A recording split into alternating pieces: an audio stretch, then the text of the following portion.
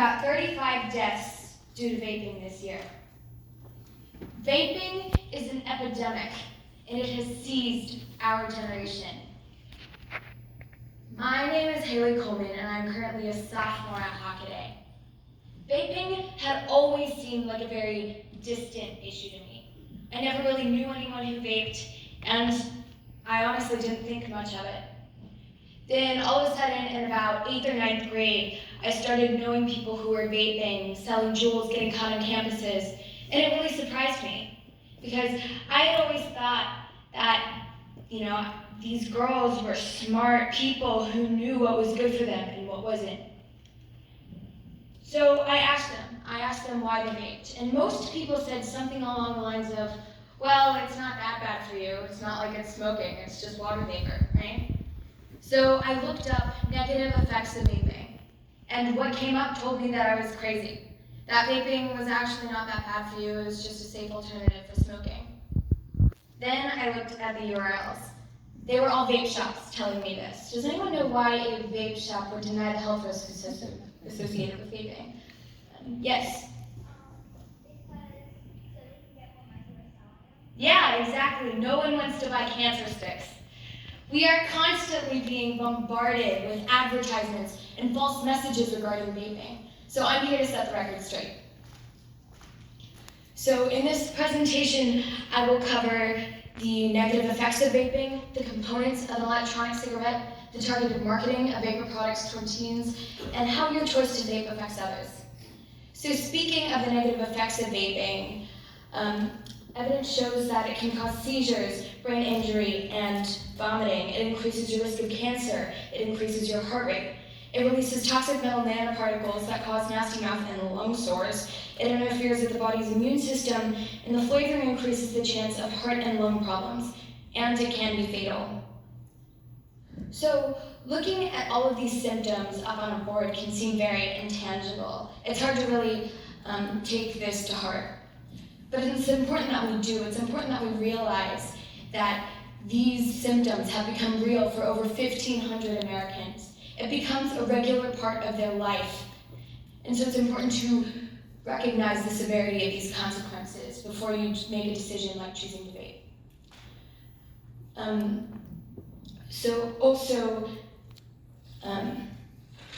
What is in these electronic cigarettes that makes them so horrible for us?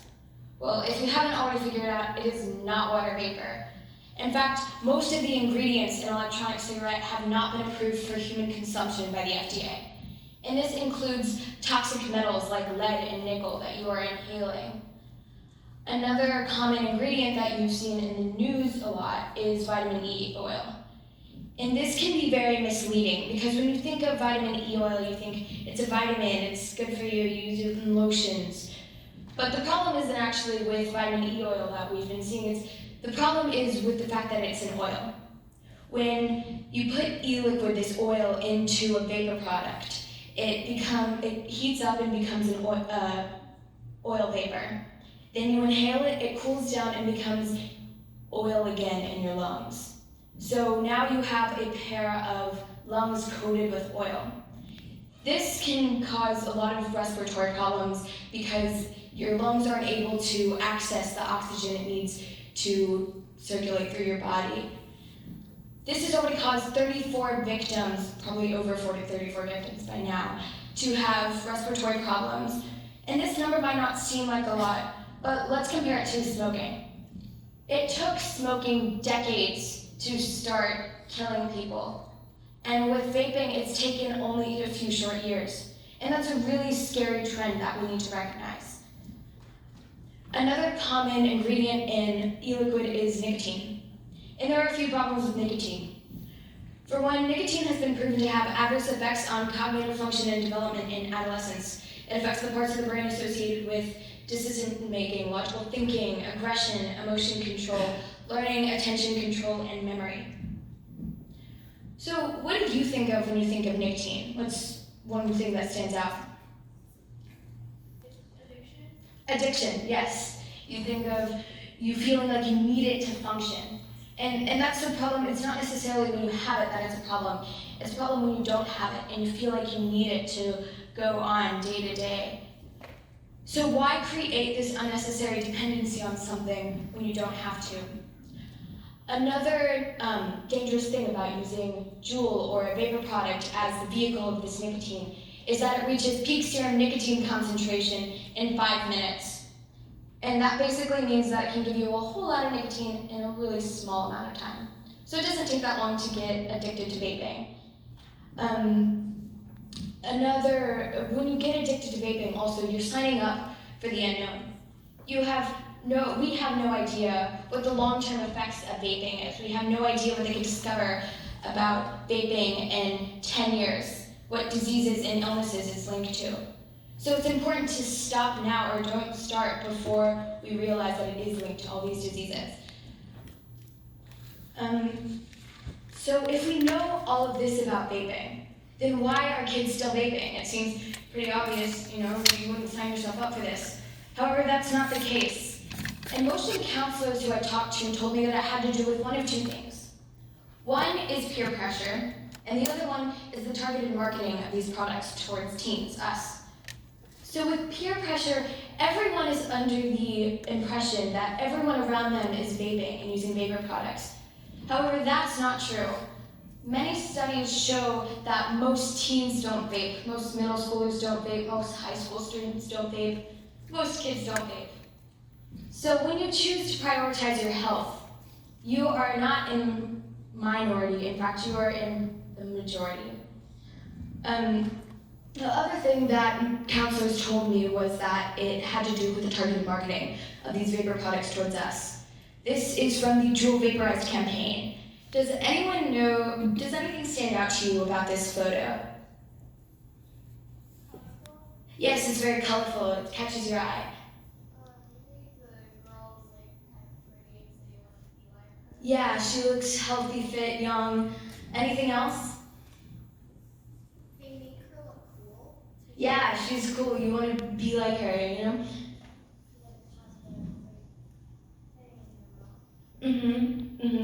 I see that.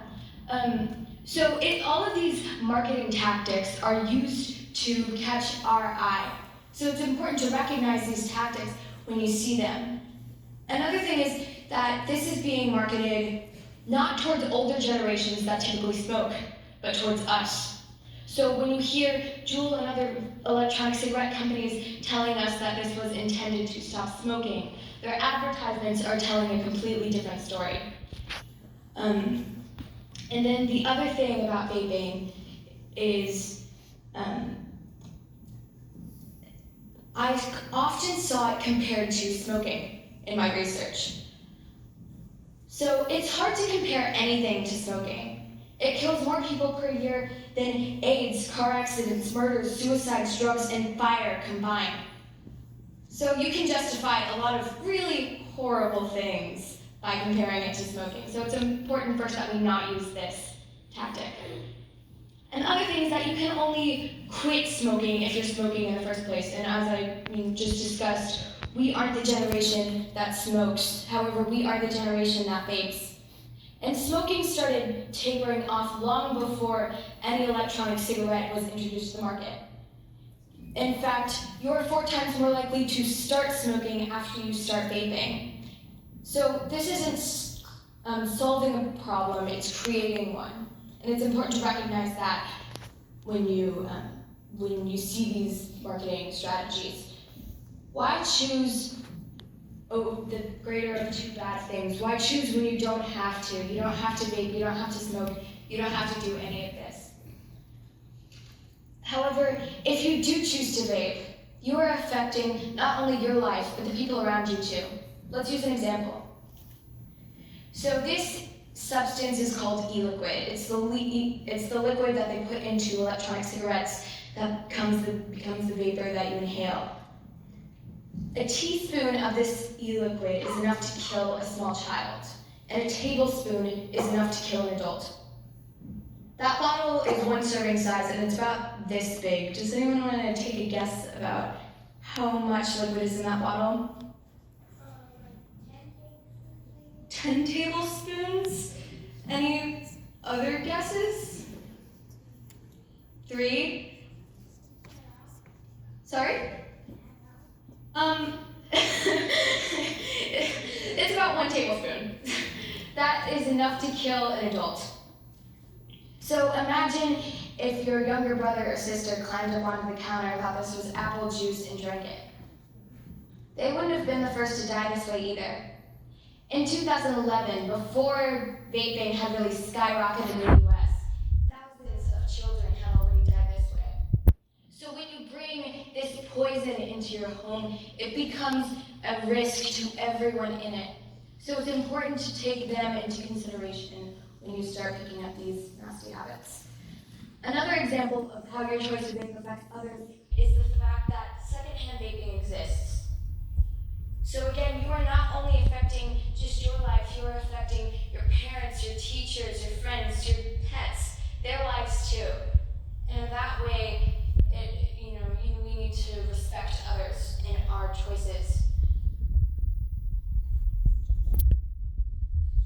So, I've covered quite a bit today. To review, I've covered the negative effects of vaping, the components of an electronic cigarette, the targeted marketing of vapor products towards teens, and how your choice to vape affects others.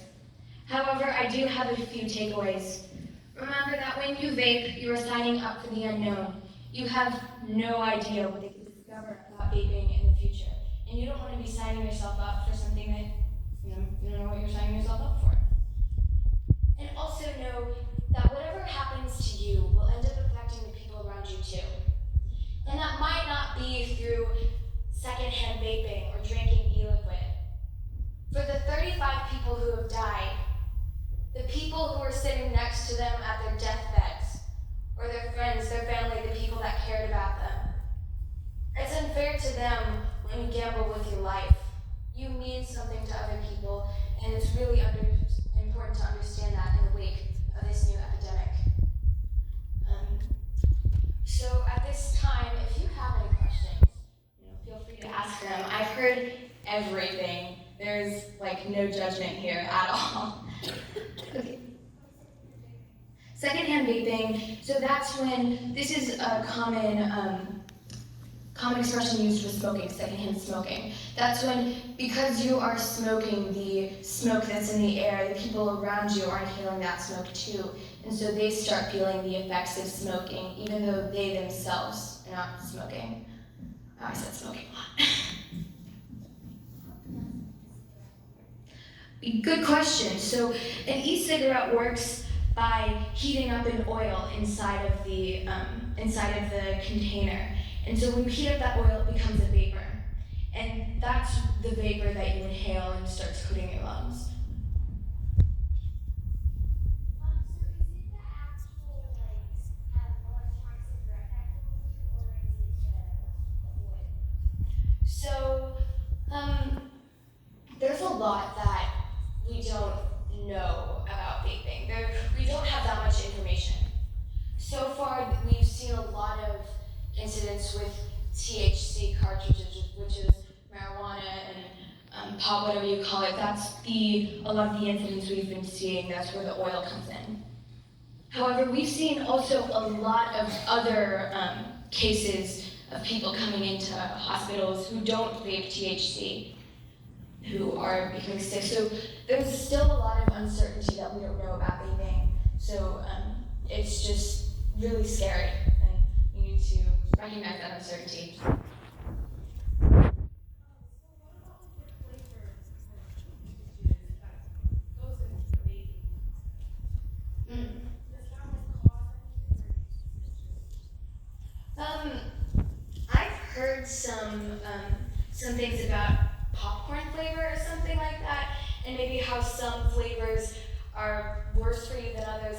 But I think as a general rule of thumb, inhaling liquid or vapor usually isn't a good idea to start out with. So I would say, in terms of is one better than the other, or do they affect you differently, I would say we don't know the extent of what specifically is causing all of these, but we do have some trends with some of them. So I would say I would stay away from all of it. Yeah.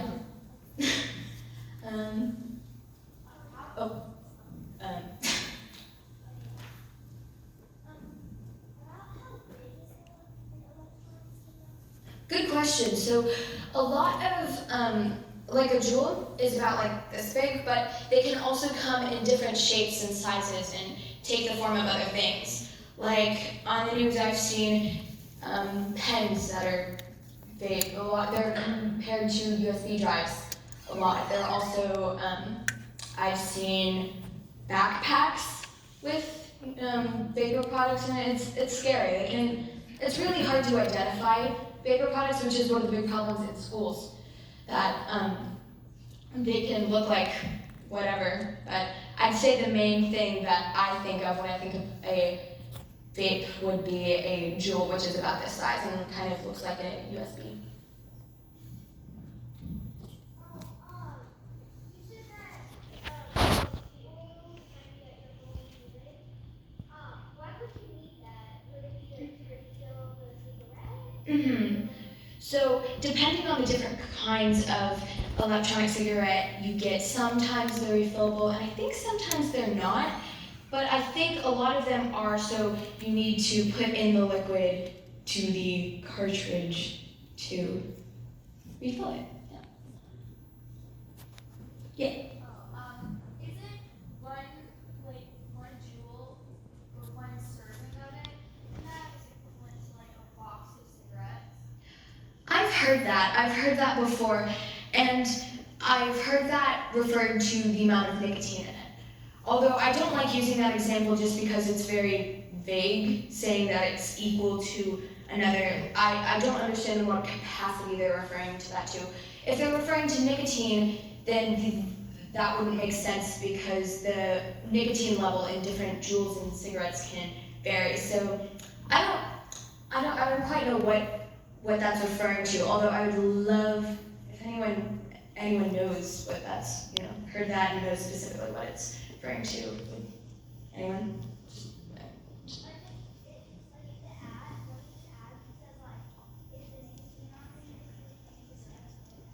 Yeah.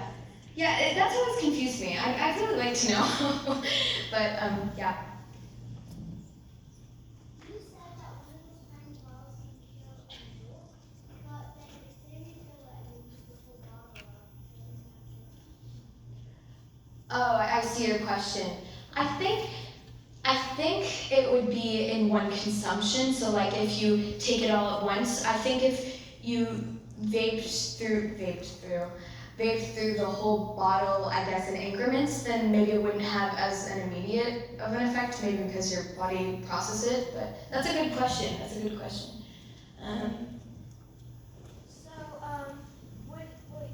it's the oils that are coating your lungs, like if you took too much of it, could it like affect you like all at once? Could you like overdose on it like all at once, or would it be like a gradual effect? I don't know. I really don't. I don't know, but that's a good question. I'll have to look into that. do you know why the FDA doesn't want to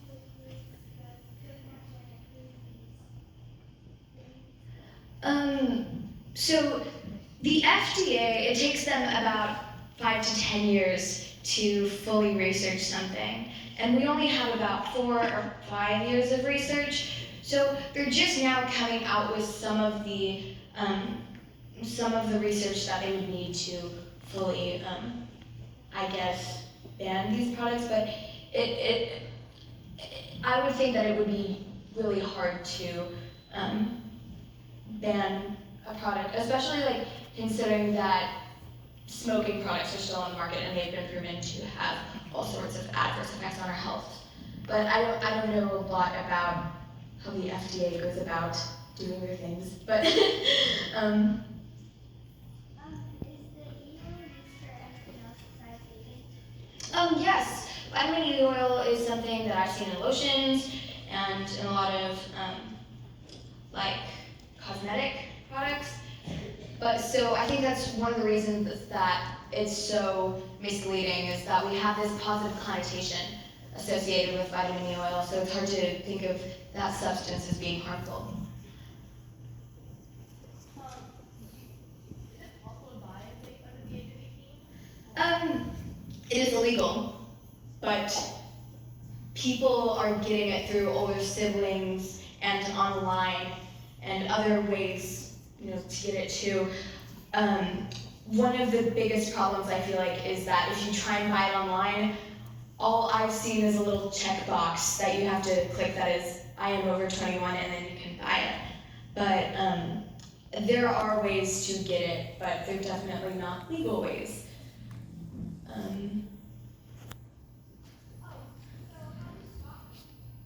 Sorry? Oh, okay. How do you stop vaping? So, like, as if you were already vaping, like if you're addicted, I wouldn't know, but I do think that if you knew someone who's addicted to vaping, that you could contact your school counselor or an addiction specialist to talk about your options.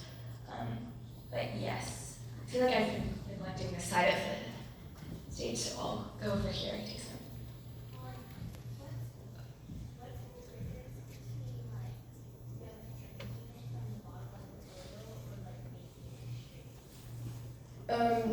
Like difference in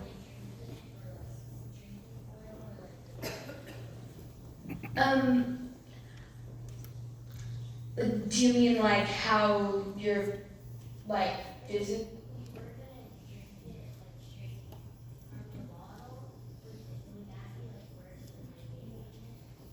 I would think that it would be because you're taking a lot more of it in a small amount of time. So I would believe that is. Okay, one last question. Okay. So how do you tell like the difference between a bottle of vaping liquid and medicine or I would think that it usually the e-liquid comes with this jewel or vapor product. But like if they were sitting beside each other, usually e-liquid is, a liquid and it comes in a little bottle that looks like, essential oil or something. But I wouldn't know how to, like, if there are any characteristics of the liquid that you can test, I guess, before, but usually with medicine it would be labeled or something like that. I have a few final comments, but that's it. Okay. Well, so these are my sources. And also, before you go, remember, in the face of danger, be cautious. And be selfless. And in the face of weakness, stand strong. You have a voice, and it is powerful. Please use it wisely.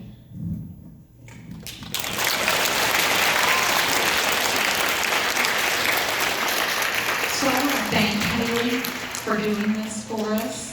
There are to go. Because she's researched this, she's done a lot of work to be able to put this in a form that obviously you understood and had questions about.